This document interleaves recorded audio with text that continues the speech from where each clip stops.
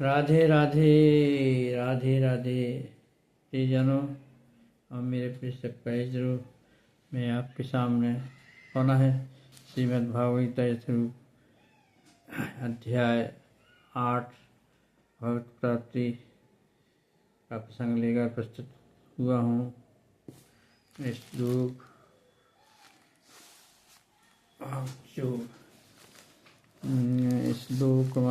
25 से आगे प्रसंग प्रस्तुत करता हूँ। आशा आपको अच्छा लगे तो कमेंट कीजिए, लोगों को बताइए, लाइक कीजिएगा।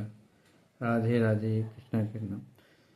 धूमोरतिस्ता कृष्णमासादिक्षणायनम तत्र चंद्रमासम ज्योतिर्योगी निर्वृत्ते। जो योगी धुएं रात्रि कृष्ण पक्ष में या सूर्य के दक्षिणार्ध रहने के 6 महीनों में देवंगत होता है, मतलब मृत्यु को प्राप्त होता है, चंद्र लोक को जाता है, किंतु वहां से पुनः पृथ्वी पर चला आता था, उसका पुनः जन्म हो जाता है।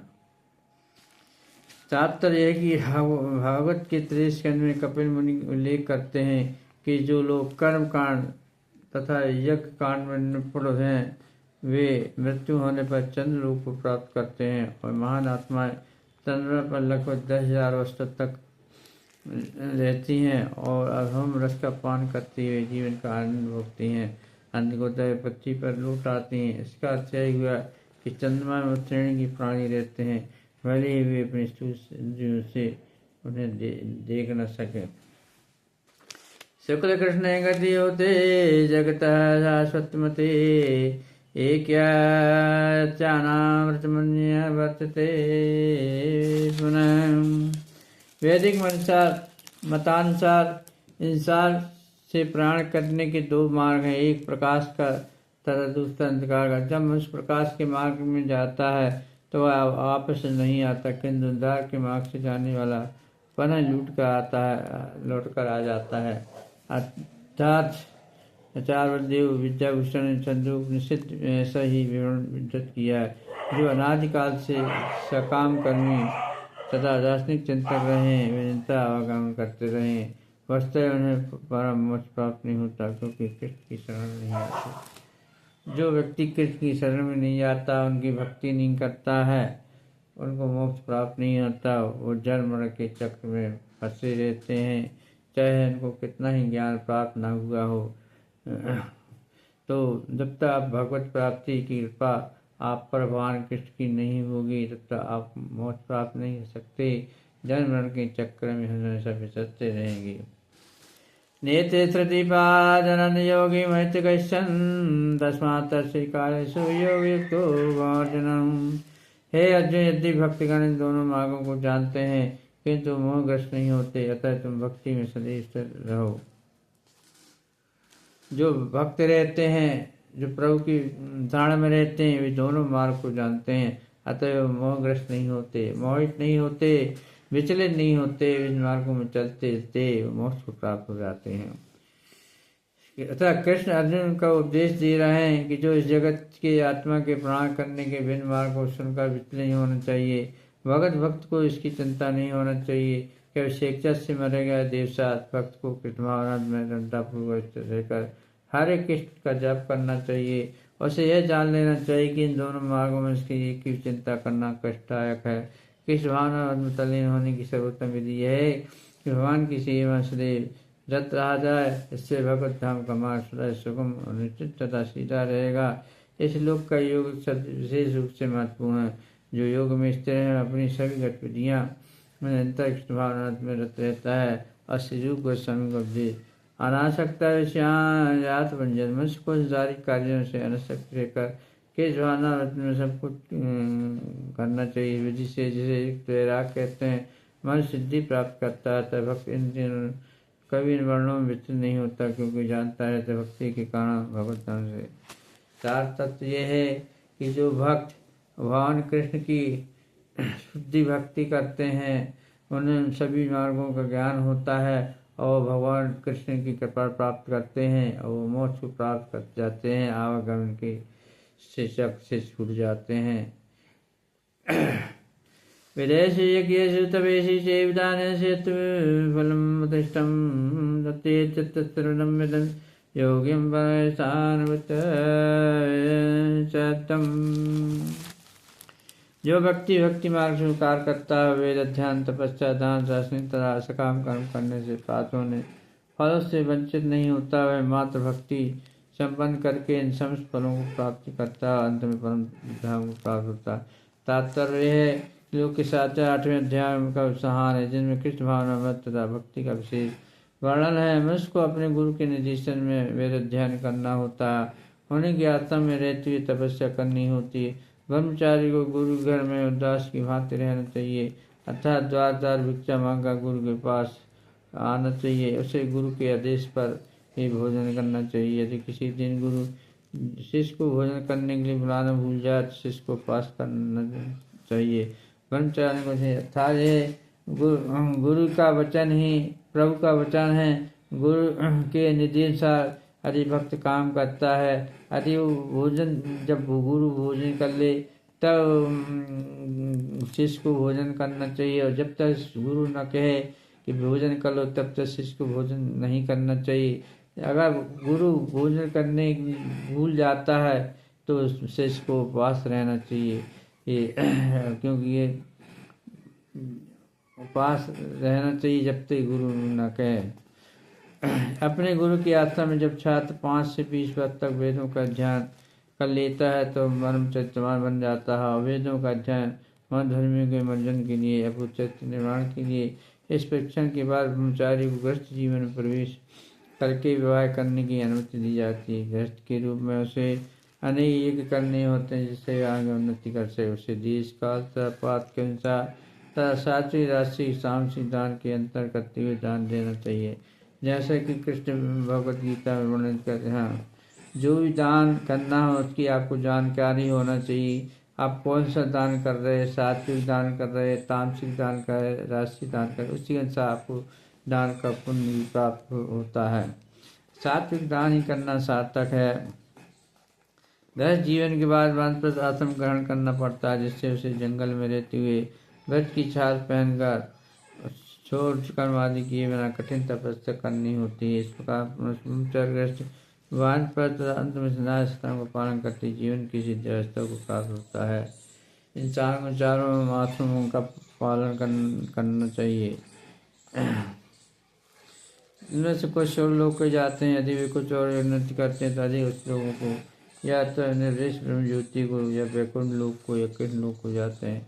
वैदिक ग्रंथों में इसी मार्ग की रूपरेखा प्राप्त होती है, किंतु कृष्ण भावना मत की विशेषता यह है कि मनुष्य एक ही झटके में भक्ति करने के कारण मनुष्य जीवन के विभिन्न आश्रमों के स्थानों को पार कर जाता है। अगर वो कृष्ण की भक्ति करता है तो सभी आश्रमों को इस पार चला जाता है और कृष्ण की भक्त से कृपा प्राप्त हो जाती है।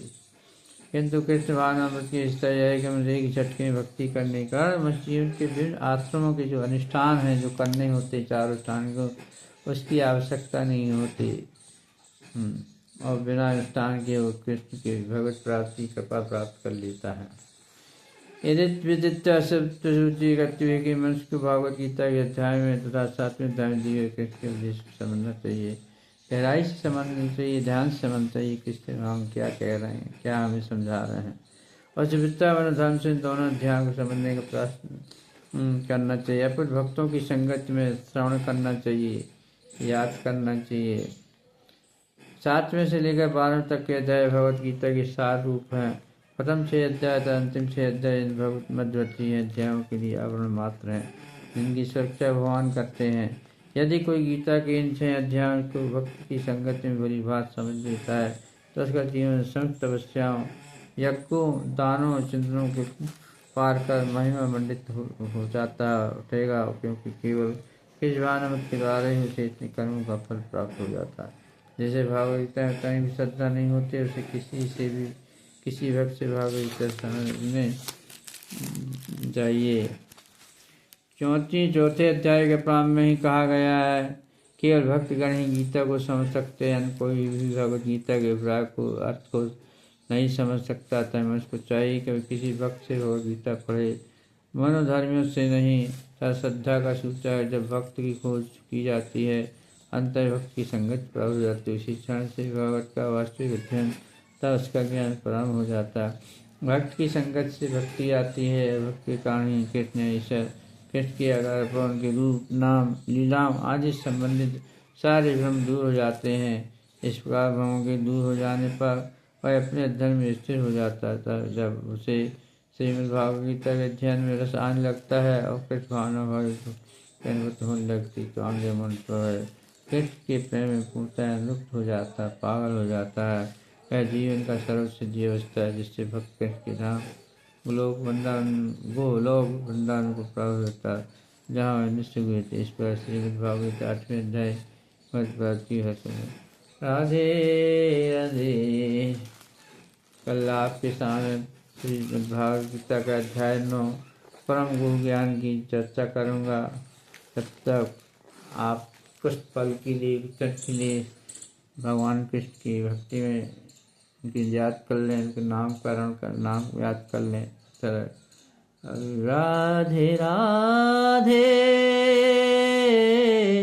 रटते रहिए, कृष्ण की भक्ति करते रहिए। राधे राधे राधे, कृष्णा कृष्णा कृष्णा कृष्णा राधे राधे राधे। पुकारे कृष्णा को, कहो कन्हैया मेरी आँखें तरसती हैं, कहाँ कान्हा मेरे प्राण वल्लभ मेरे कन्हैया, कहाँ हो मेरी आत्मा के स्वामी, पुकार रही है राधा प्यारी, कहाँ हो कन्हैया, कहाँ हो कन्हैया। ढूंढ रही है राधा ब्रजमंडल के हरे कोने कोने में, गलियों गलियों में, जंगल जंगल ढूंढ रही राधा। विकल है आँखें, विकल है आत्मा, कहाँ है कन्हैया मेरे, कहाँ है कन्हैया मेरे। आँखों से आंसू की धारा बह रही है, राधे की नीर बह रही है, राधा नीर बहा रही है, कि राधा नीर बहा रही है। आँखों से जल की धारा बह रही है। यमुना भी व्याकुल, पशु पक्षी भी व्याकुल, कृष्ण के बिना सब व्याकुल है गोकुल सारा। कहाँ हो कन्हैया मेरे, कहाँ हो कन्हैया मेरे, अब भी आ जाओ मेरे प्राण प्यारे। ना मुझको तरसाओ, मेरे प्राण जाने को तरसते हैं कान्हा। चले आओ मेरे कन्हैया, चले आओ कान्हा, चले आओ राधा पुकार रही है कान्हा। चले आओ मेरे कन्हैया, चले आओ न इतना मुझे तरसाओ। प्राण मेरे निकलने को होते हैं विकल, उसके पहले कन्हैया चले आओ चले आओ मेरे कन्हैया, चले आओ मेरे कन्हैया, चले आओ। राधा पुकार रही है, चले आओ कन्हैया, चले आओ कन्हैया।